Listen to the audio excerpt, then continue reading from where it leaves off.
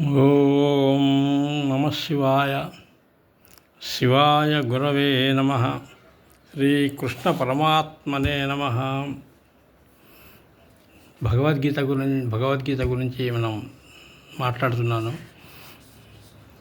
భగవద్గీతలో 2వ అధ్యాయం అయినటువంటి సాంఖ్యయోగంలో కొంతవరకు చెప్పుకోవడం జరిగింది. ఆ తర్వాత దాంట్లో ఇప్పుడు ఏంటంటే అర్జునుడు నేను యుద్ధం చెయ్యను అనేసి ఆయన ఊరుకుని ఉండని కూర్చోవటంతో కృష్ణుడి అప్పుడు లేచి ఆయనకి నువ్వు క్షత్రియుడి యొక్క ధర్మం యుద్ధం చేయడము, నువ్వు యుద్ధం చేయకపోతే నీకు అపకీర్తి గురించి కూడా నేను చాలా చెప్తూ ఉన్నాను.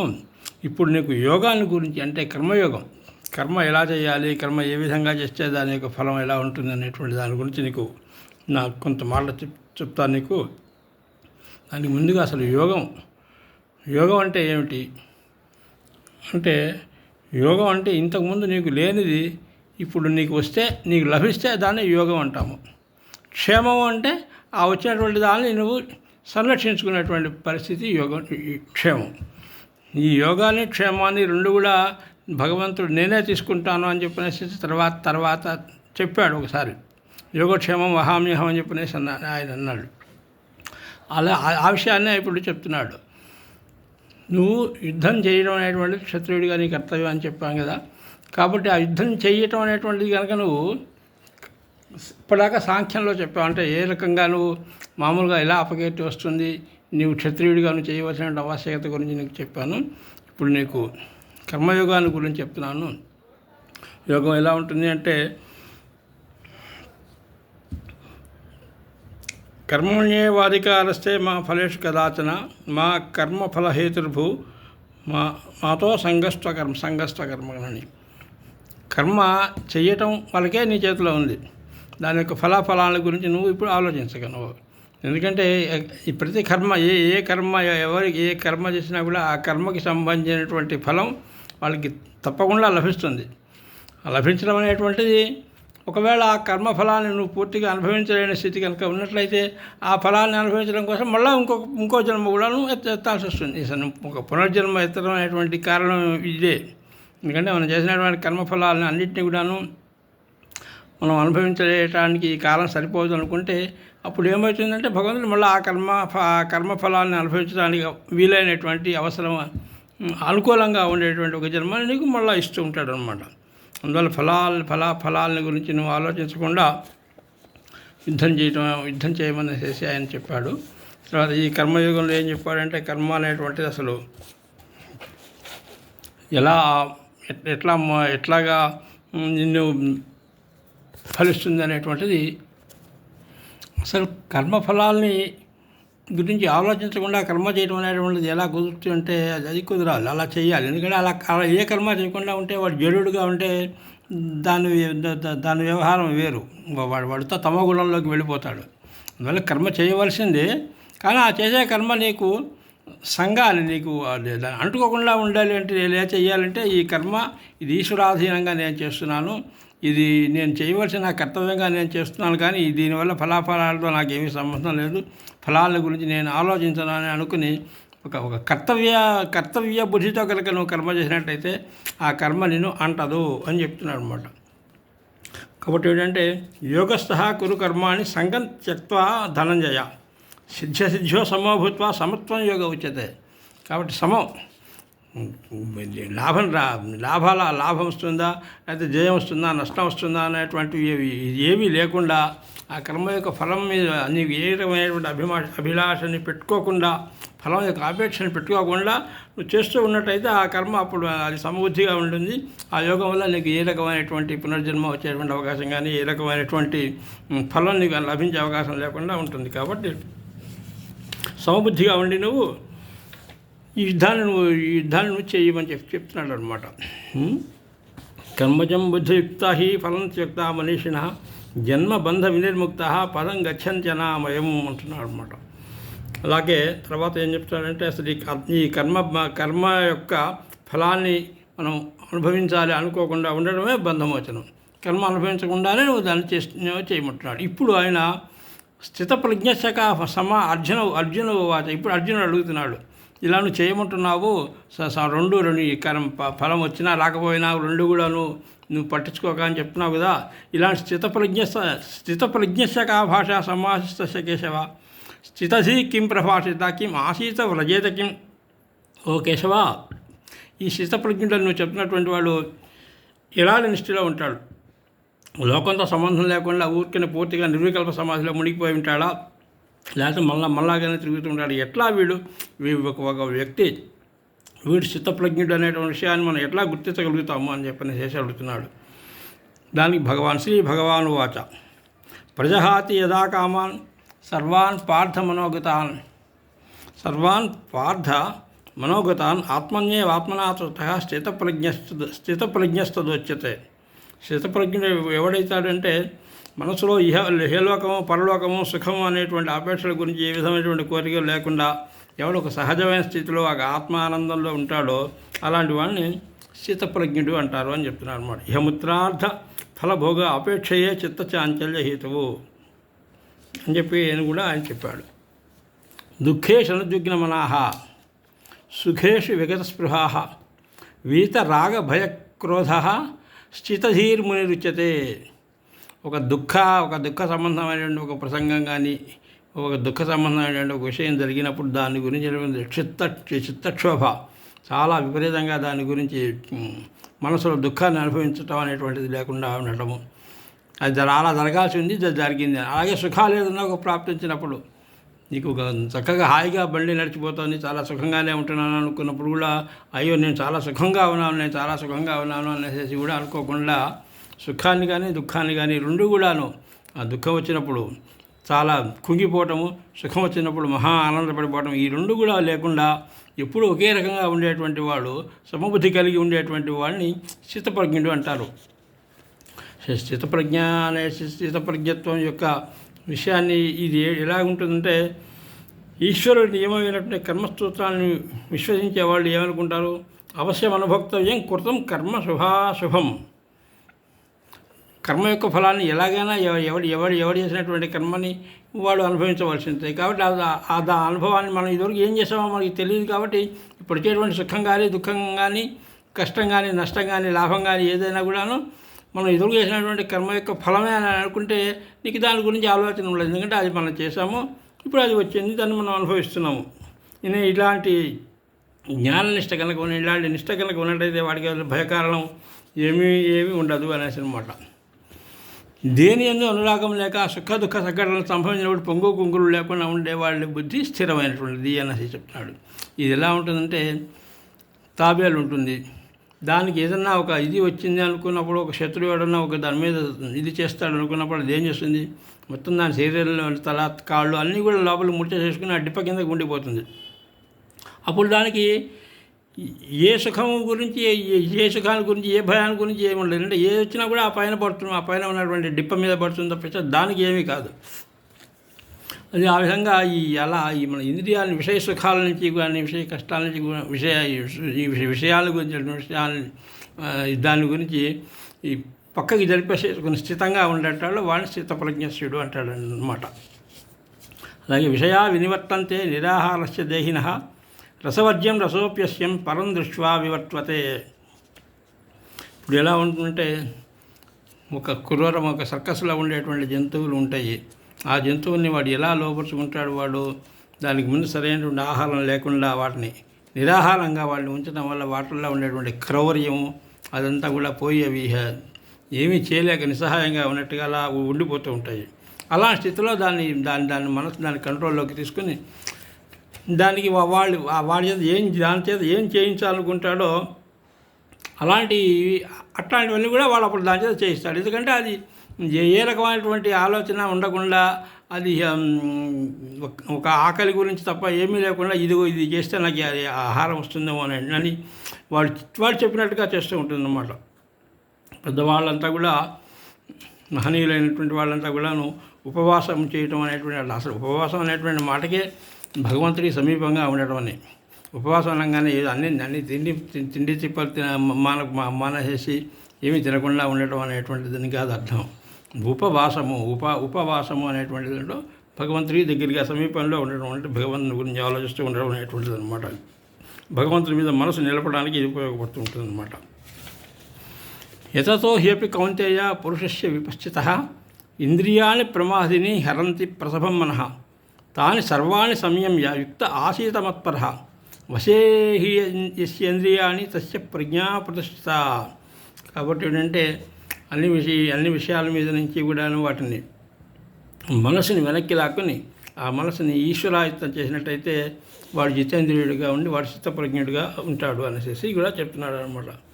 ధ్యాయతో విషయాన్ పుంసః సంగస్తేషూపజాయతే సంగాత్ సంజాయతే కామః కామాత్ క్రోధోభిజాయతే క్రోధాద్భవతి సమ్మోహః సమ్మోహాత్ స్మృతివిభ్రమః స్మృతిభ్రంశాత్ బుద్ధినాశः బుద్ధినాశాత్ ప్రణశ్యతి. ఇది ఒక చైన్ రియాక్షన్ అనమాట. ఏది మన విషయాల మీదకి మన మనసు వెళుతూ ఉంటే ఎట్లా ఒక్కొక్కటి ఎలా వస్తుంది, ఎలా జరుగుతుంది అనేటువంటి ఒక రియాక్షన్ గురించి చెప్తున్నాడు. విషయాలని గురించి చింతించడం వల్ల వాటి మీద మనకి ఇంట్రెస్ట్ పెరుగుతుంది, ఆసక్తి ఎక్కువవుతుంది. ఈ ఆసక్తి బలపడితే ఏమవుతుంది అన్నమాట, ఎలాగైనా ఒకసారి దాన్ని అనుభవించాలి, ఎలాగైనా దాన్ని చూడాలి, ఒకసారి దాన్ని వినాలి అనేటువంటి ఒక కోరిక కలుగుతూ ఉంటుంది. ఈ కోరిక కనుక తీరితే ఆనందం, ఒకవేళ తీరకపోయినట్టయితే దీని గురించి మనకి దుఃఖం వస్తుంది. ఈ దుఃఖంలో ఏమవుతుందంటే అది ఎందుకు సంపాదించలేదు, మనకి ఎందుకు రావట్లేదు అనేటువంటి ఒక రకమైనటువంటి కోపం వస్తుంది. ఎలాగైనా దీన్ని మనం సాధించాలి అనేటువంటిది. ఈ కోపం వల్ల ఆవేశం, దీనివల్ల వాడిని మర్చిపోవటము, యుక్తాయుక్తాలు, ఇది చెడా, ఇది మంచిగా, ఇది చెడే అనేటువంటి ఆలోచన అంతా పోతుంది. అప్పుడు వాడు ఏం చేస్తాడు, ఏదో తిడతాడు, ఏదో అరుస్తాడు, గంతులు వేస్తాడు, ఇవన్నీ చేసేసేసి ఈ విధంగా ఇంద్రియ నిగ్రహం లేకుండా ఉండటం జరుగుతుంది. అందువల్ల ఏంటంటే క్రోధాద్భవతి సమ్మోహ, క్రోధంలో నుంచి సమ్మోహం వస్తుంది, సమ్మోహం నుంచి స్మృతి విభ్రమం, అంటే ఏం చేస్తున్నాడు, ఏం జరుగుతున్నది, ఏం చేస్తోంది అనేటువంటి ఒక స్థితిలో అది దాన్ని మర్చిపోవటం. అలాంటి జరిగినప్పుడు ఏమంటే బుద్ధి నాశనం అయిపోతూ ఉంటుంది. మనం ఎలా ప్రవర్తించాలి, ఎలా ప్రవర్తిస్తున్నాం అనేటువంటి ఇది ఉండదన్నమాట వాడికి. బుద్ధినాశాత్ ప్రణశ్యతి. బుద్ధి నశిస్తే ఏమవుతుందంటే వాడు నశిస్తాడు. అంటే వాడి గురించినటువంటి సొసైటీలో, సంఘంలో వాడిని గురించి చాలా చెడ్డ పేరు వచ్చేస్తుంది. వాడి యొక్క ఇదంతా పోతుందన్నమాట. వాడు ఒక రాక్షసుడిలాగానో ఒక పశువులాగానో వాడు మారిపోతాడు. రాగద్వేషయుక్తైస్తు విషయానింద్రియైశ్చరన్ ఆత్మవశ్యైర్విధేయాత్మ ప్రసాదమధిగచ్చతి. ఆత్మను వశం చేసుకొని బుద్ధిని విదే విషయాల మీదకి పోకుండా స్థిరంగా దగ్గర ఉంచుకుంటే అప్పుడు ప్రశాంతంగా ఉండేటువంటి పరిస్థితి వస్తుంది. ఆ ప్రసాదే సర్వదుఃఖానం హానిరస్యోపజాయతే ప్రసన్నచేతసో హ్యాసు బుద్ధి పర్యవస్థితై. ఇలాంటి బుద్ధి మనసుని, ఇంద్రియాలని స్వాధీనంలో ఉంచుకున్నట్టయితే ఆధ్యాత్మికంగా లభించేటువంటి వాటిని, మనకి వచ్చేటువంటి సుఖాలు అవన్నీ అనుభవించినా కూడా మనశ్శాంతి. అంటే అది మనకు కావాలని తెచ్చుకునేది కాదు, ఏదో అలా వచ్చింది, అది మనం దాన్ని అనుభవిస్తున్నాం అంతే. అలాగే కష్టం కూడా అంతే, ఇది రావాల్సినది వచ్చింది కానీ అంతే అనేసి అనుకో. దాని గురించినటువంటి ఒక స్థిరమైనటువంటి బుద్ధితో అలాంటి వాళ్ళని పట్టించుకోకుండా ఉండటం. కఠోపనిషత్తులో కూడా చివరిలో ఒక చక్కటి ఒక శ్లోకం ఉంటుందన్నమాట. దాని ప్రకారం ఏమంటే, దేహం అనేటువంటిది ఒక రథం అనుకుంటే ఆ రథాన్ని మనం అధిష్ఠించి ఉండేటువంటి వాడు రథికుడు. ఈ రథం తిరుగుతూ ఉంటుంది అటు ఇటు. ఈ రథానికి బుద్ధి ఎవరు అంటే, ఈ రథానికి సారథిగా ఎవరు ఉంటున్నారంటే బుద్ధి, ఇంద్రియాలు, గుర్రాలు, మనస్సే దానికి కళ్ళెం. ఆ గుర్రాలు ఎటన్నా ముందుకు వెళ్ళాలి, వెనకాలకి వెళ్ళాలని, పక్కకి వెళ్ళాలని, ఎటు తిరగాలన్నా దానికి మనం ఒక కళ్ళెం వేసి ఉంచి ఆ కళ్ళాన్ని మనం దగ్గర పెట్టుకుంటే ఆ కళ్ళాన్ని బిగించి పెట్టుకుంటే ఆ గుర్రం ఎటు వెళ్ళడం అనేటువంటిది మన యొక్క కంట్రోల్లో ఉంటుంది. ఒకవేళ ఆ కళ్ళాన్ని వదిలేస్తే గుర్రాలు దాని ఇష్టం వచ్చినట్టుగా రథాన్ని అవి ఇచ్చేసేస్తాయి. కాబట్టి అంటే సద్బుద్ధి కలిగి మన మనసుని నిగ్రహించి ఉన్నట్లయితే ఇంద్రియాలన్నీ మన వశంలో ఉంటాయి.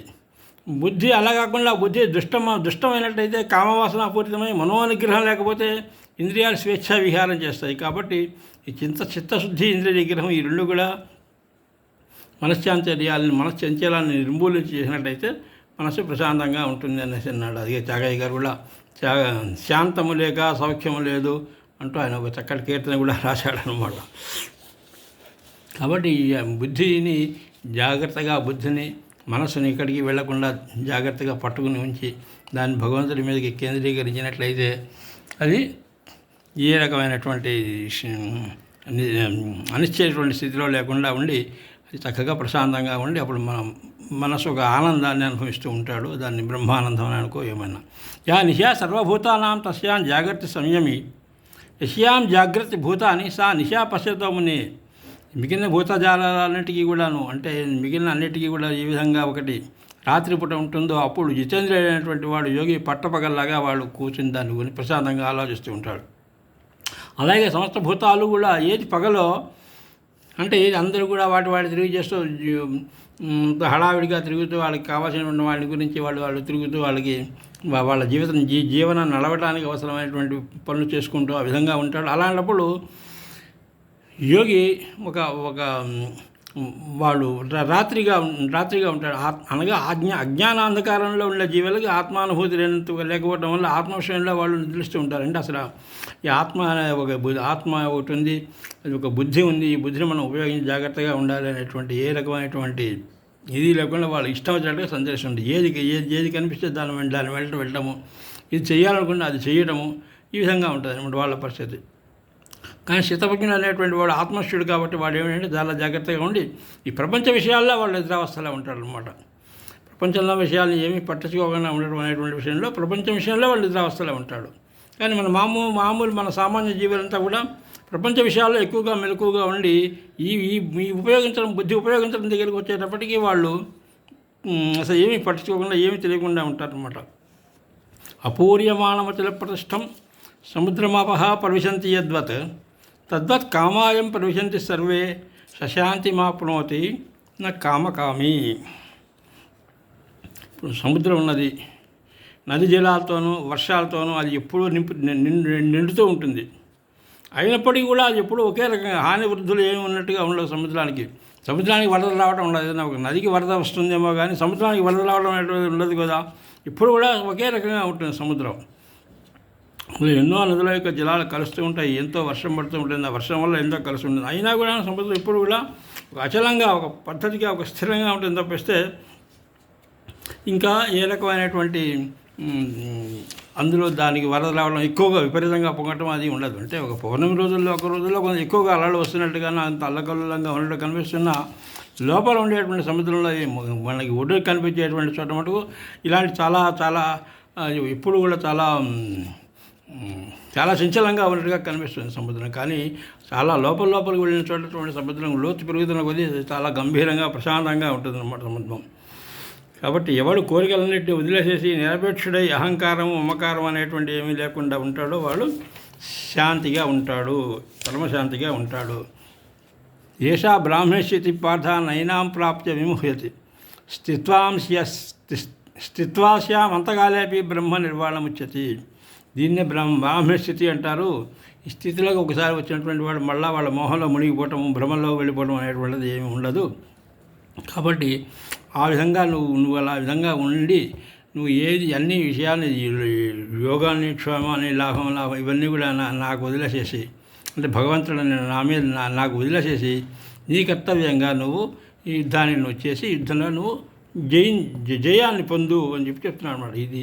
ఈ అధ్యాయం యొక్క సారం అన్నమాట. అసలు ఇది 2వ అధ్యాయంలో చెప్పబడినటువంటి విషయాల మీద వచ్చి వివరణ మిగిలిన అధ్యాయాలు, మిగిలినటువంటి 16 అధ్యాయాలు కూడా, ఇది 2వ అధ్యాయం కదా, మిగిలిన 16 అధ్యాయాలు కూడా ఈ మొదటి అధ్యాయంలో ఈ 2వ అధ్యాయంలో చెప్పబడినటువంటి విషయాల మీద అర్జునుడి యొక్క సందేహాలు, దాని భగవానుడు ఏ విధంగా ఆ సందేహాలు తీర్చడము, ఆయన ప్రశ్నలు, ఈయన జవాబులు, ఈ విధంగా ఇదంతా కూడా మిగిలినంతా కూడా ఈ 2వ అధ్యాయమైన సాంఖ్యయోగంలో చెప్పినటువంటి ఈ యోగాన్ని గురించినటువంటి విషయాల యొక్క వివరణ, వాటిని గురించినటువంటి చర్చనే ఉంటుందన్నమాట. మిగిలిన వాటిల్లో మిగిలిన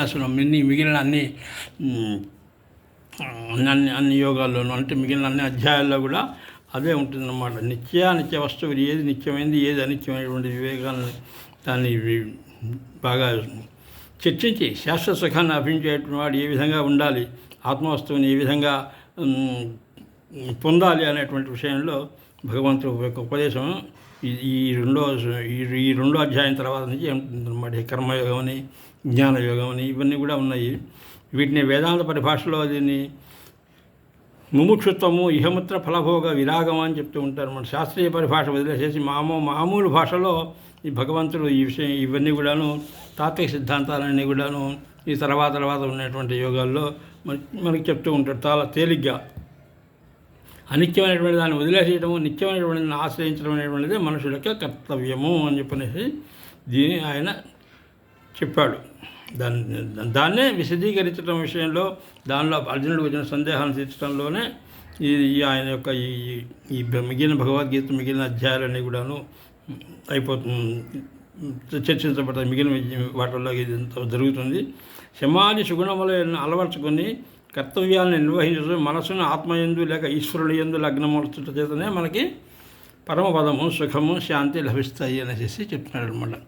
ఇదే గీతా యోగం అంటారు. దీన్ని వివేకము, వైరాగ్యము, భక్తి లేక మోక్షత్వము, శమాది సంపత్తి, నిష్కామ కర్మ లేక కర్తవ్య నిర్వహణ అంటారు అన్నమాట. ఇంత కూడా ఏమంటే కర్మ, భక్తి, జ్ఞానము, వైరాగ్యం అనేటువంటి అంటే ఈ వరుస ఇది ఒక కర్మ, భక్తి, జ్ఞానయోగం. ముందు ఒక కర్మ అంటే నువ్వు చేయవలసింది నువ్వు చేస్తూ నుండి భగవంతుడి మీద భక్తి కలిగి ఉండటము. ఈ భక్తి కలిగి ఉండటం మూలంగా కొన్నాళ్ళకి నీకు ఈ జీవితం మీద ఒక వైరాగ్యం వస్తుంది. ఆ వైరాగ్యం వచ్చినప్పుడు నీకు అది మోక్షానికి నీకు దారితీస్తుందని చెప్తున్నాడు అన్నమాట. ఇది శ్రీమద్ భగవద్గీతాసు ఉపనిషత్సు బ్రహ్మ విద్యాయాం యోగశాస్త్రే శ్రీకృష్ణార్జున సంవాదే సాంఖ్యయోగో నామ ద్వితీయోధ్యాయ. ఇదేమిటంటే ఈ భగవద్గీత అనేటువంటిది ఉపనిషత్తే. ఇది కూడా ఉపనిషత్తే. దీని పేరు భగవద్గీత అని భగవంతుడి చేత చెప్పబడింది. భగవంతుడి చేత స్వయం పార్థాయ ప్రతిబోధితాం భగవత నారాయణ స్వయం. నారాయణుడు స్వయంగా ఇది చెప్పాడు కాబట్టి ఇది కూడా ఉపనిషత్తు లాంటిది. ఇది ఒక ఉపనిషత్తే. ఇదే బ్రహ్మ విద్య కూడా ఇదే యోగశాస్త్రము. ఇదంతా కూడా కృష్ణార్జున సంవాదం. కృష్ణుడు ఒక అర్జునుడు అంటే ఆ కృష్ణుడు భగవంతుడు అనుకుంటే అర్జునుడు జీవుడు, మామూలు జీవుడు. ఈ భగవంతుడు ఈ జీవుడు యొక్క సందేహాలను తీర్చి ఆయన్ని తన వైపు ఆకర్షించుకోవడంలో ఈ భగవద్గీత అంతా కూడా చెప్పబడింది. కాబట్టి ఇది శ్రీ భగవద్గీతాసు ఉపనిషత్సు బ్రహ్మ విద్యాయాం యోగశాస్త్రే కృష్ణార్జున సంవాదే సాంఖ్యయోగో నామ ద్వితీయోధ్యాయ అని చెప్పాడు. తర్వాత మిగిలినటువంటి కర్మయోగం 3వ అధ్యాయంలో కర్మయోగంలో ప్రవేశిస్తాము. ఈ కర్మయోగంలో అసలు అర్జునుడు అడుగుతున్నాడు అన్నమాట. అసలు ఏమిటి నువ్వు నాకు కాసేపు జ్ఞానము బెస్ట్ అంటాడు, కాసేపు కర్మయోగం అంటావు, ఏమిటో రకరకాల విషయాలన్నీ చెప్పాను. నన్ను కన్ఫ్యూజ్ చేస్తున్నావు, నువ్వు నన్ను సందిగ్ధంలో నాకు చాలా సందిగ్ధంగా ఉండే మనసంతా కూడా అంత భ్రమగా అయిపోతుంది. కాబట్టి నాకు ఈ రెండిట్లో ఏది సరైనది అనేటువంటి విషయాన్ని నువ్వు నాకు నిశ్చయించి చెప్పు అని చెప్పనేసి అర్జునుడు జాయసి చేత్ కర్మణస్య మతాబుద్ధిర్జనార్దన తత్కిం కర్మణి ఘోరే మాం నియోజయసి కేశవ వ్యామిశ్రేణ వాక్యేన బుద్ధిం మోహయసేవమే తదేకం వద నిశ్చిత్త ఏన శ్రేయోహమాప్నయాం. నాకు వీటిల్లో ఏది నేను చేయటం ఏది కరెక్ట్ అనేటువంటి దాన్ని నువ్వు నాకు ఖచ్చితంగా ఏదో ఒకటే చెప్పు. నాకు కాసేపు జ్ఞానం అంటావు, కాసేపు కర్మ అంటావు, కాసేపు ఇంకా ఏదో రకరకాల విషయాలని నాకు చెప్పి నా మనసు నన్ను సందిగ్ధంలో పడేస్తున్నావు. కాబట్టి నువ్వు సరిగ్గా నాకు ఏదో ఒకటే చెప్పంటే అప్పుడు భగవంతుడు చెప్పడం మొదలైనటువంటి లోకేస్మిన్ ద్వివిధానిష్ట పరాప్రోక్తమయానగా జ్ఞానయోగేన సాంఖ్య కర్మయోగేన యోగినాం. అప్పుడు ఆయన భగవంతుడు చెప్పాడు. నేను 2 రకాలైనటువంటి నిష్టల గురించి చెప్తున్నాను ఆయన. ఒకటి జ్ఞానయోగము, ఇంకోటి కర్మయోగము. సాంఖ్యులైనటువంటి వాళ్ళు జ్ఞానయోగాన్ని, మామూలు మిగిలిన యోగులు కర్మయోగము ఈ విధంగా ఉంటాయి. ఈ 2 బట్టి నేను ఇగో చెప్తాను అంటూ భగవానుడు మొదలెట్టినటువంటి దాంతో ఈ కర్మయోగం అనేటువంటి 3వ అధ్యాయం మొదలవుతుంది. అప్పటిలాగా స్వస్తి.